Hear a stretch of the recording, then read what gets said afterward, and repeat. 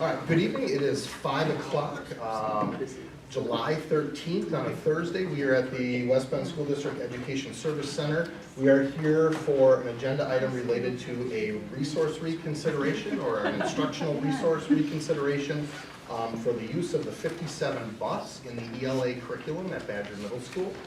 This is meeting 2 of the process that is outlined in board policy and administrative rule 361.1, and that is available on our website. Committee members, you have all been given a copy of that.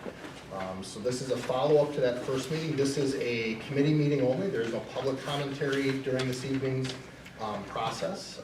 If community members do want to address anything related to the decision of the committee for a recommendation or want to share their concerns, their beliefs, they can certainly email or contact board members. They can speak at the next board meeting in the 3-minute time frame during public comment and so forth.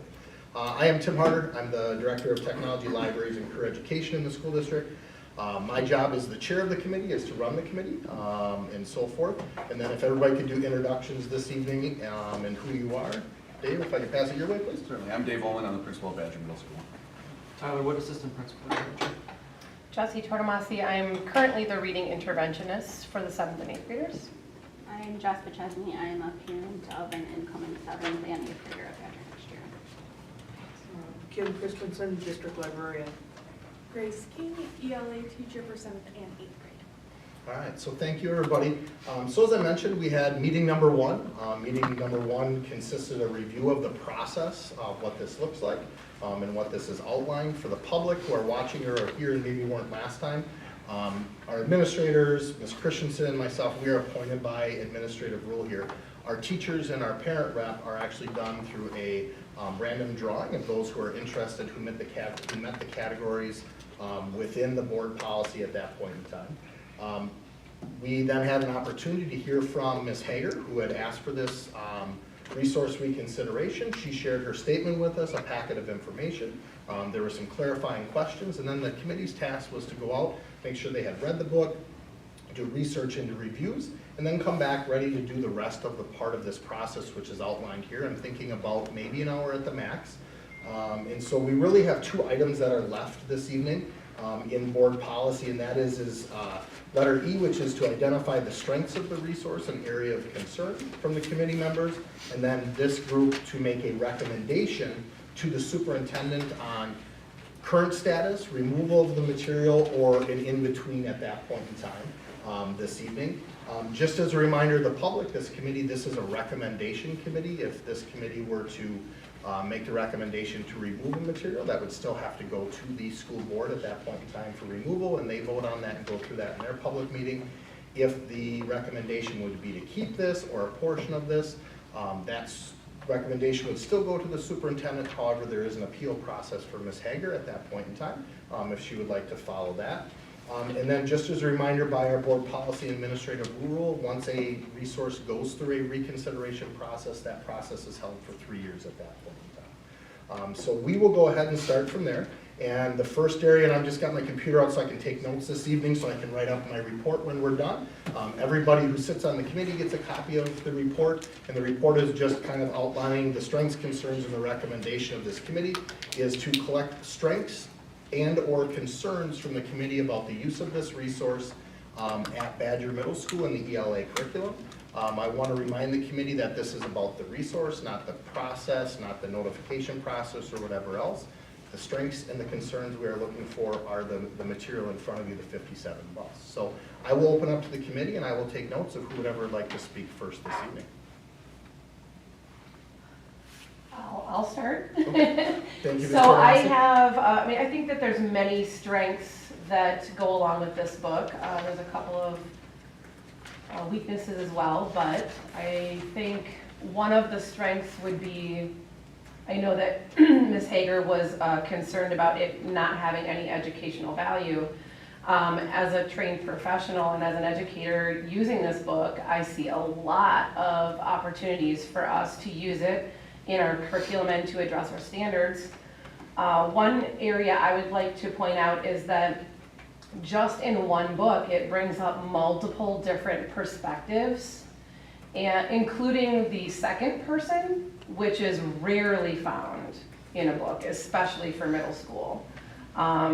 Second person would be like, you do this, you do that. It's because books just aren't really written that way. It's more like recipes or instructions. So to have that in a literature book is pretty cool to see. I also felt like, because they use interviews, they use actual testimony from the court cases that are in this book. There's just so many different facets that you could address with the content of the book. Another strength I find is that, and I know that this is part of the challenge with it being an LGBTQ type book, in general, a lot of families are not very supportive of teens when they come out. And in this particular book, I thought it was awesome to see that both sides, both families, were very supportive of their children.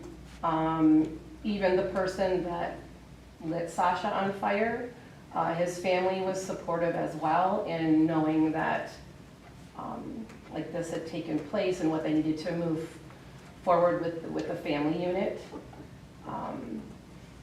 So I just think that that shed light on giving the view that not all parents are against this lifestyle. Other strengths from the committee? This book is a really good book for book clubs. So book clubs include multiple students. And this one, the author never says if what the crime was a hate crime or not a hate crime, even though it's being charged as a hate crime. And the whole line of it is kind of for the readers to decide, do you believe it was a hate crime or it was just a stupid mistake that he made? And so book clubs, that really sparks really good conversation between students of like, well, why did you think it was a hate crime? Why did you think it was just a teenager making a silly mistake who also had a past? And it talks about also some racial issues that come up with that. And I think the author does a really good job of showing two different stories and not leaning towards one or the other, just sharing these are the facts from this kid's side of the story, this is the facts from their side of the story, and then that's what we're looking for, a rich book club discussion where kids are bringing out their own thoughts and ideas. As a parent, not an educator, but I have 3 kids and they range in how much they enjoy reading. And I know that sometimes nonfiction can be a struggle for myself as well. And I really enjoyed how this is written. It's very engaging the way the writer kind of went about it, which, I mean, I feel like for my child that is not a reader, that's a real struggle in our house, that this is something that would engage her because of the way it's told, especially if it is a unit on nonfiction. I mean, I think that can be difficult for somebody who doesn't really enjoy reading, and this would be something that would keep her attention because of the way that it's written. Along a similar vein, from a literary standpoint, this book, I think, provides a lot of very thought-provoking conversations that you can have about many different topics. It allows you to analyze different motivations and actions throughout. There's a lot of, from a literary standpoint, and I agree with what you said too. I'm not a reader, but it made me think, and that's what we want to get our kids to do, is to think. Piggybacking off that, so I looked this one up to my English teachers here. So the nonlinear narrative structure of the book, and it's kind of, that talks about how they use flashback. They jump back and forth from perspective, chapter to chapter. So again, looking at the kind of components of the literary piece of it, you can break that down into how the story is told. I thought that was very powerful. And frankly, it addresses topics that these kids are faced with on a daily basis.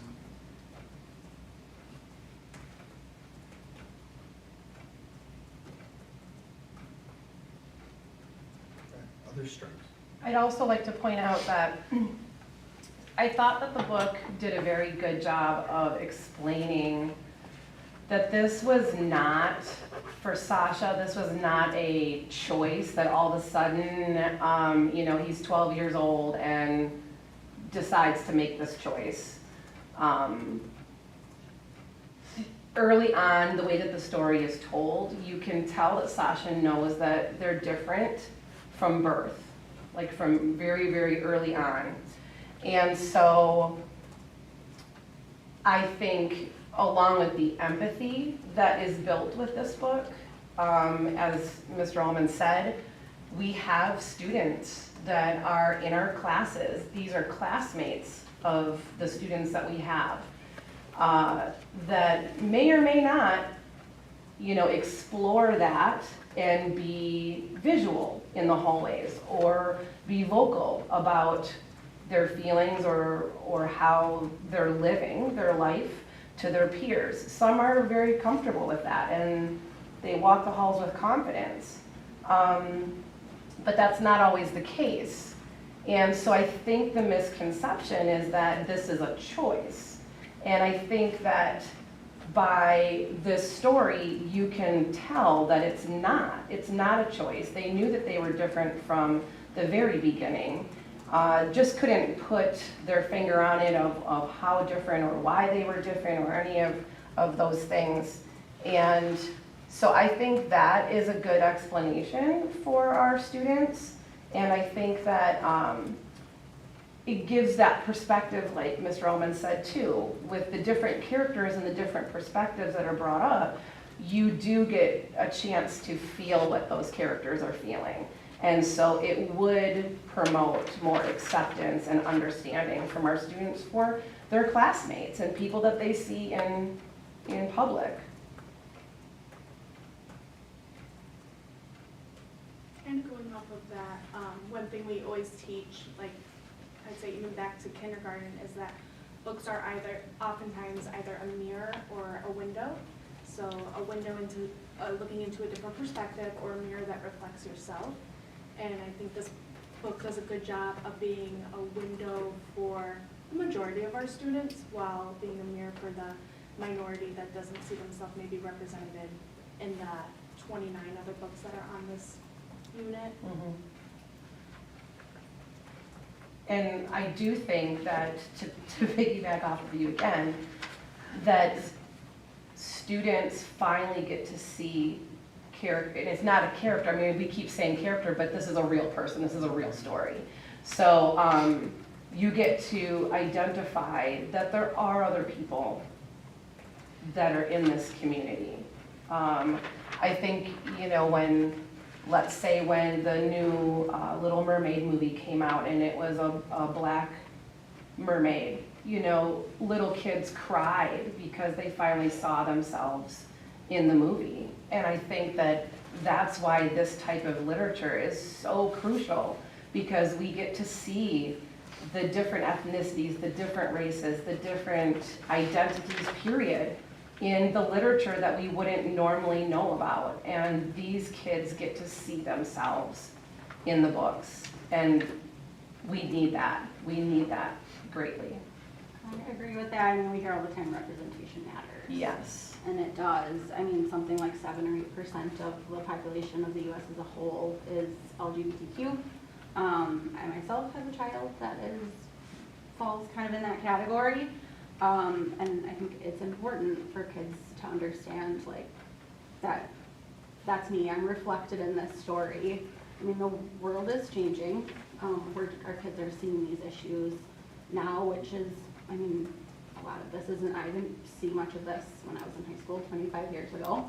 But there's still a lot of literature and books that are available to kids that very much show just kind of what you consider like the white picket fence norm. So for a book to be available to children that shows them like, this is normal too. There are other people going through this. I think it's really important, especially in 7th and 8th grade, which is a huge transition time for kids across the board, no matter what they're going through. I mean, as a parent of middle schoolers, it's a roller coaster. So to have just one more thing to make them feel normal is important. Any other strengths from the committee this evening? Areas of concern that you see related to the material? The only concern I can see is the profanity.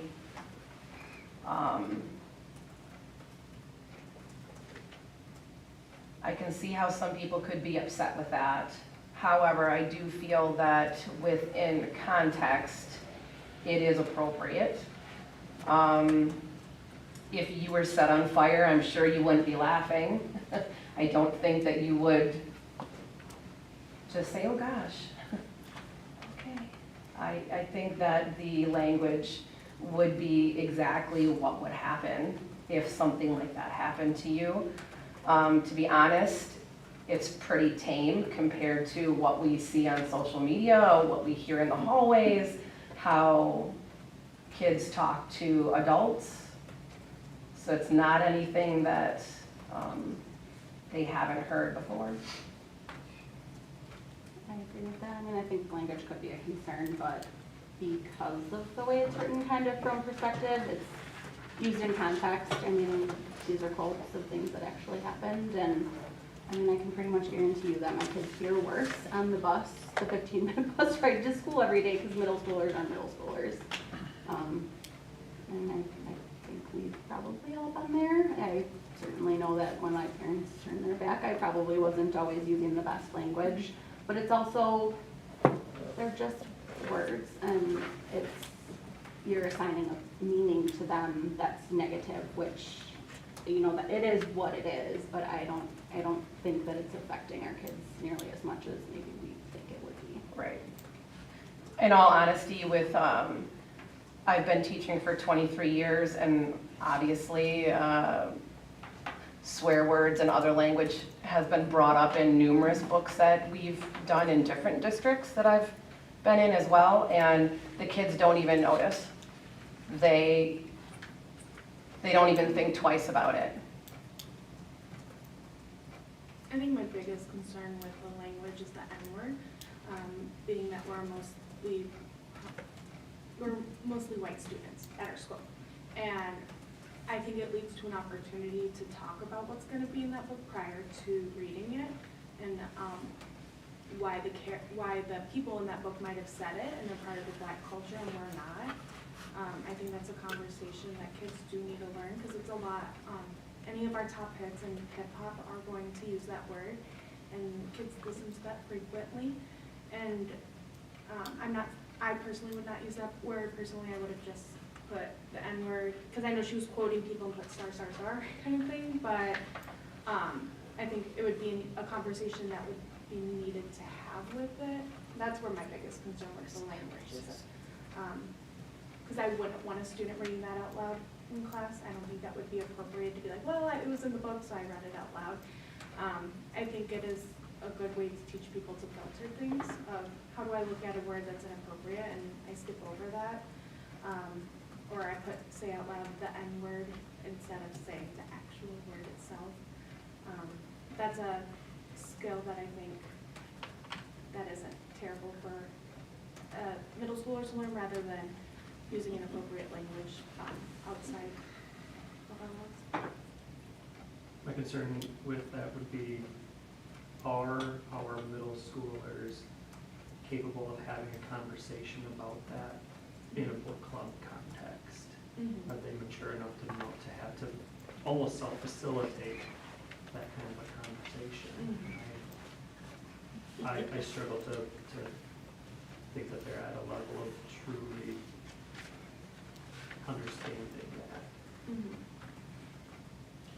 My concern is this, this last year we had 854 12, 13, and 14-year-olds walk in the halls, and there are definitely different levels of physical maturity and mental maturity, social maturity, all of those different things, and some of our middle school students may not have the emotional maturity and capacity to handle some of the content in the book, some of the themes in the book. They just might not be there yet, just because of the different ranges middle school, and all the brain research that goes along with it. I mean, when you walk along in the hallways, sometimes, like, literally at Badger, I've seen 6'6", 365 pounds, and 4'2", 60 pounds, and everywhere in between. So not only, when you see that physical difference in kids, just imagine that going into their psyche as well. So that might not be appropriate for some kids.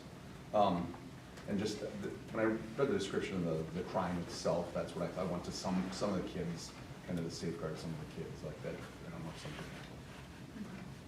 The one thing I will say as a parent with kids in these classes is that I have always felt that my children's teachers have understood what they were ready for, and will steer them in a different direction. So I totally get that concern, but as a parent, I think that in general, teachers are pretty good about knowing their students and directing them to what they feel is appropriate for them. So I get the concern, but I don't know that I have that concern as a parent from the outside looking in. I really appreciate that perspective, because as the principal lens is, just Yeah. different. So thank you, I really appreciate that. Well, and I want to piggyback off of that. That's one of the great things about having it as a choice book. You know, there is a lot of teacher direction with the choices and like which books kids actually get to read. Because behind the scenes, even though the process is different from teacher to teacher, but it's not as if a student says, I want to read this book, they don't necessarily get to read that book. We have access to information like their reading levels and their maturity level and all these other things. And so behind the scenes, they get to turn in a slip of paper with their top 3 choices of what they want to read. And then the teacher goes through and makes the groups. And then we get to say like, oh, you're not ready for this one. And the kid doesn't know that. They don't know how the groups were picked necessarily. So it is filtered through the teacher as well. Other concerns?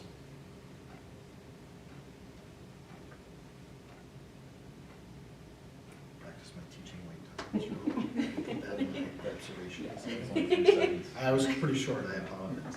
All right, so if we have no other strengths or concerns that we would discuss at this point in time, I'll move to the last item on the agenda, which is the discussion of this committee to make a recommendation to the superintendent based upon the request by Ms. Hager to remove this material from the ELA curriculum at Badger Middle School. This committee has a choice of removing it as a recommendation and following what Ms. Hager asked. They can make a recommendation to keep it, or if there's something in between that somebody would like to recommend, that can be looked at also. However, there is not a unanimous piece. If there's a half and half, or there's different pieces to it, you can have both, and that will be reflected within my report that I share to the superintendent that you will all get a copy of this evening. So I would like to open it up to conversation on the recommendation of this group. If it is a recommendation to remove and it's not finalized, that still has to go to the board at that point in time. So there is no final action to that at that point. So recommendations, where would this committee like us to go? I can start with that one, if you don't mind. You bet. A couple of things. I've been in this district 26 years. I have seen a lot of different curriculums come and go. The saying, no two people read the same book is very, very true. It holds to young, it holds to middle school, it holds to high school, it holds to adults. When we've had lots of different philosophies go through, we've had book clubs go through before, we've had everybody's going to read the same book before, all of those different pieces. Being in the library, I get to see what happens with the books, with the kids. I used to do that a lot more when I was just in middle school. And just speaking from that middle school experience, when we had book clubs before, we always had a wide range of choices. There was always the parent, consent, knowing what the kids were gonna pick out, what they were reading, that type of thing. They were picked out for not only content level, they were also picked out for grade level or reading level, all of those different things. But they were also picked out for different genres, different ways to catch different kids into reading. If every kid has to read the same thing, you turn a lot of kids off of reading. When we went from book clubs and we went to, okay, every sixth grader is going to read this book. For instance, one of my very favorites, My Side of the Mountain. Awesome book, Newbery winner. It's my cup of tea. It's not every sixth graders. Some of them are more into reality, some of them are more into this.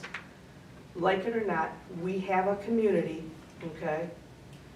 A large community where we have every walk of life. We have high kids in this category, we have low kids in this category, we have high kids here, low kids here, whether you're talking economics, family situations, every time you take a look at it, the kids would come back and say, I hate reading. Why do you hate reading? Well, all we had to read were these dumb books. Now when they're reading the book club books, they come back and say, hey, we read this and this. I found myself not liking this so much, but I really liked this one. Do you have anything else like this? Do you have anything else like this? It takes that spark to catch them and help them, and that helps them become better adults as life goes on. If parents have access to all of this, they know, the teachers have an idea, but the parents know better what the kids can handle and what they can't. Some parents will say, my kid has to read, my kid's reading level, I got the scores at home, have to be, my kid's at whatever, 1900 or whatever it is, that's college level, my kid has to read at the college level. Well, there's no content level at that level as life goes on. A sixth grader isn't interested in that. I've seen just about everything come and go through the schools and through the library. I've had to call home about a book being brought to school. I know when a book's becoming a sensation. Because you see the statistics go up on it. I have seen no statistics go up on this book at all. The kids that need to read this book are reading this book.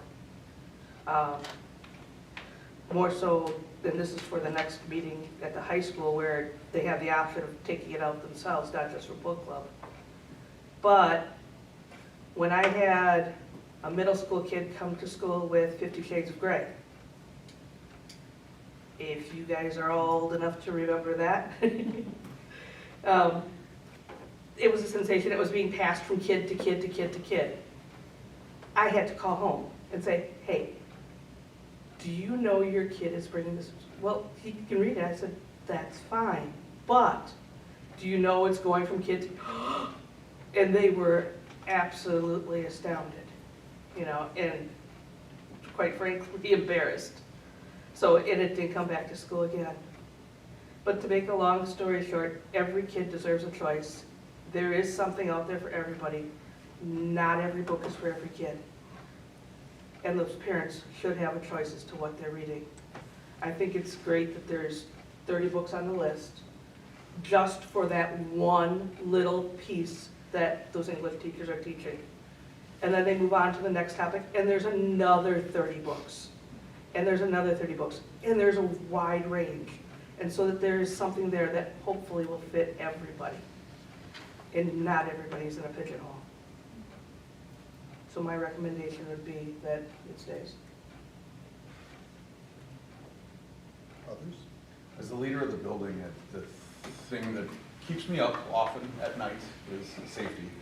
100 staff members look over, and anywhere between 850 to 1,000 in my 8-year tenure as the Badger Middle School principal to care about the level and to make sure they're safe and to make sure they come to school in a good place, and more so make sure that when they leave my building, that they go home in a good place. That's a huge undertaking, is the safety, their physical safety, mental well-being. It's a lot to take on. Some of the things that are in the book are things that I try and safeguard and keep out of the walls of our building. And it gets tough, and I'm really torn with this because the use of the N-word in our hallways was a thing that Mr. Wood and I had to deal with this year, you know, and it is middle school, and the kids did, you know, they're copycats, kind of, so we dealt with that. That was a thing. So, you know, cursing and swearing doesn't belong in schools. It doesn't belong in schools for kids, it doesn't belong in schools for adults, it doesn't belong in schools.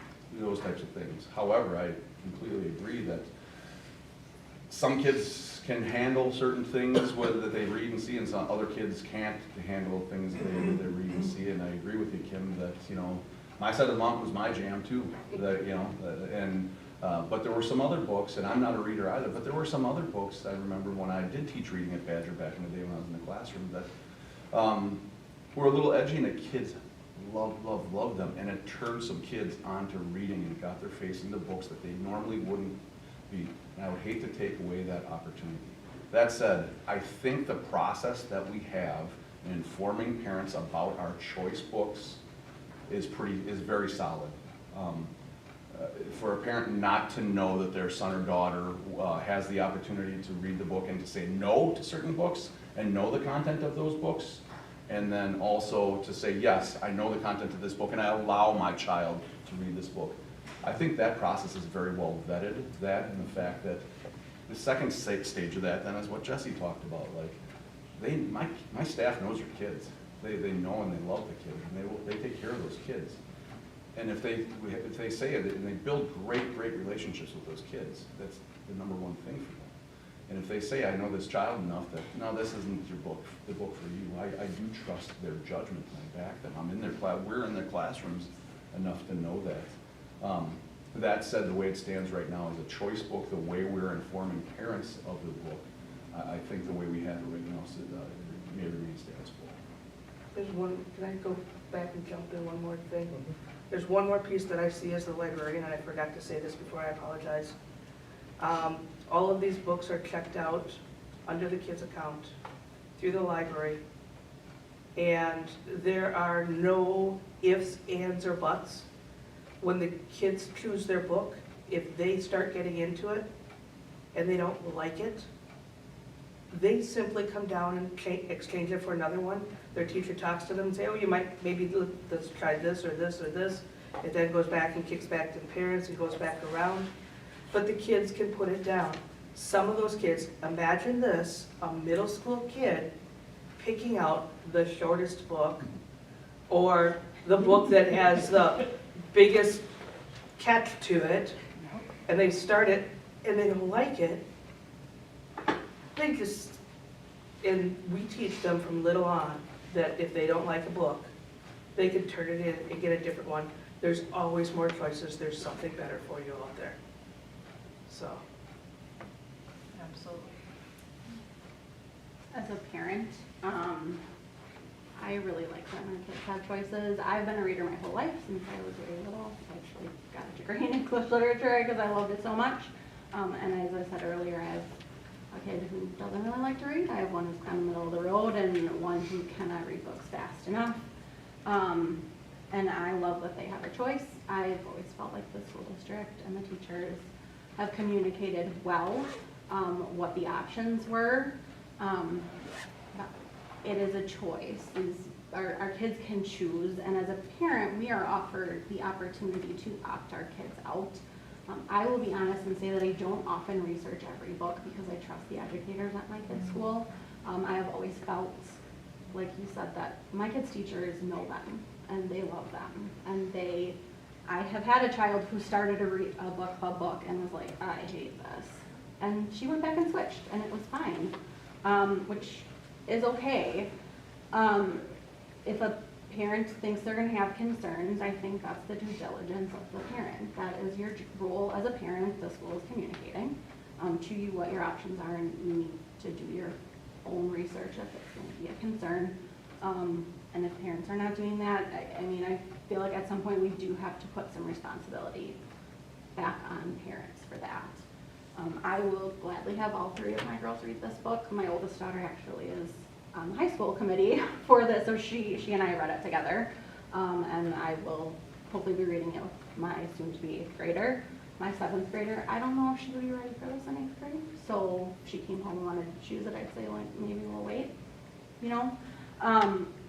That being said, I really feel like there's enough lessons and enough things that would outweigh any levels of concern for me, and my recommendation would be to keep it.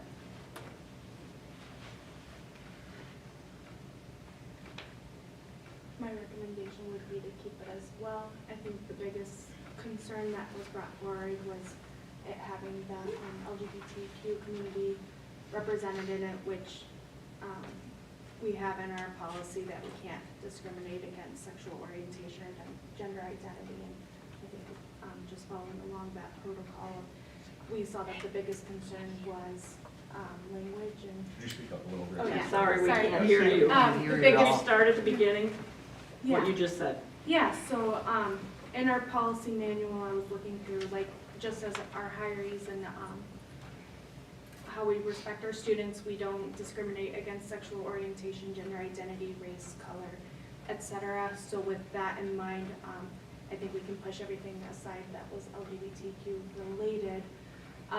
But looking at that language, I think it's on par with what a lot of students are reading. And even though it's not necessarily like my favorite to see some of the language that was in there, because it was from video footage, it's actual words of people that they took from. It's not, the writer didn't write those words just to write them, they were actual words spoken. I don't think you can change people's spoken word in a nonfiction. Like, that's just what they said, and whether you like that they said it that way or not, it's just not our preference when it's being written nonfiction. So with that in mind, I would say to keep it. I think there's wonderful, beautiful other books if someone doesn't feel comfortable with that book. And I think that there's enough attention that was been given into our community for it that 8th grade families will keep an eye out for it. Of like, oh, you know what, I heard that there's some families talking about this book. I do not want you to read this, or I don't care, or I do want you to read it. So I think there's enough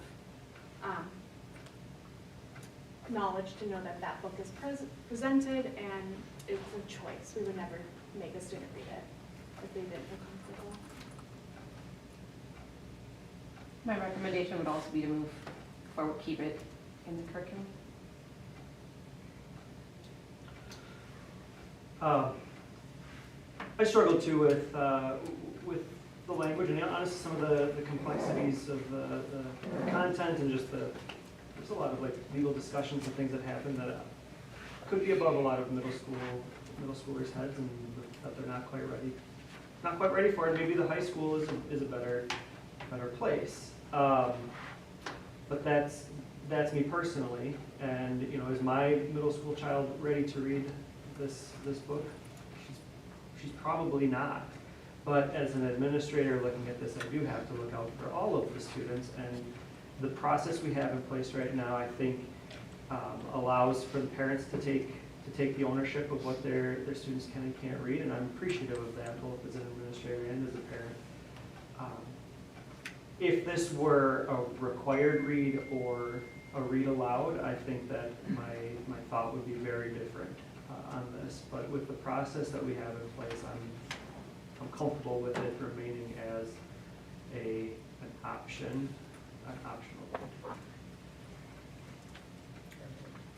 So if I'm hearing correctly, the recommendation that will be sent to the superintendent is that the book stays as the current status quo as a choice book in the ELA curriculum at Baton Rouge.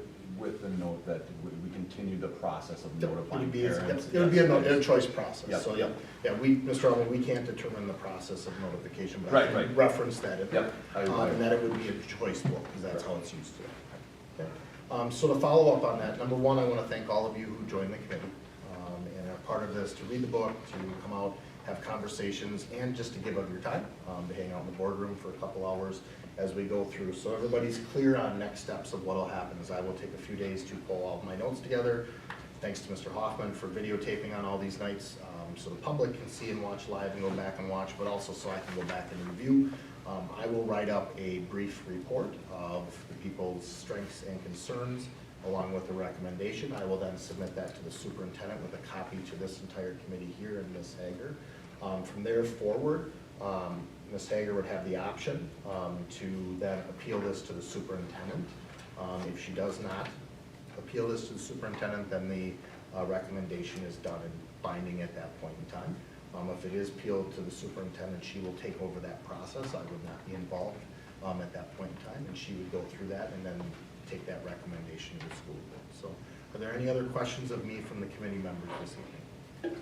I just have a question about the appeals process. How is that any different than like what we've done now? So it's a little bit different, Jesse. It's not quite as spelled out in here. So in that case, when you look at it, I'll read the exact verbiage here. Is that we have X number of days to complete our business here. We could file a minority report, however, we have everybody who does that. We will provide that copy to everybody at that point in time. And then unless appealed, it stays the same. If the complainant of the initiating a reconsideration of resource process is not satisfied, she or he may appeal the decision to the superintendent within 30 days. Individuals initiating reconsideration of a resource will be notified of his or right in the committee's written response. And so then that will go to the superintendent. She will go through her process and then make a recommendation going forward with that. Okay, thank you. So. All right. Any other questions? Other than that, again, I just wanted my thankfulness to you for joining our committee, for those volunteers, for those who get placed on it. I appreciate your time and so forth. And I would call our meeting adjourned this evening. If you did take a copy of our book, please leave it at your table and I will put it back in the book.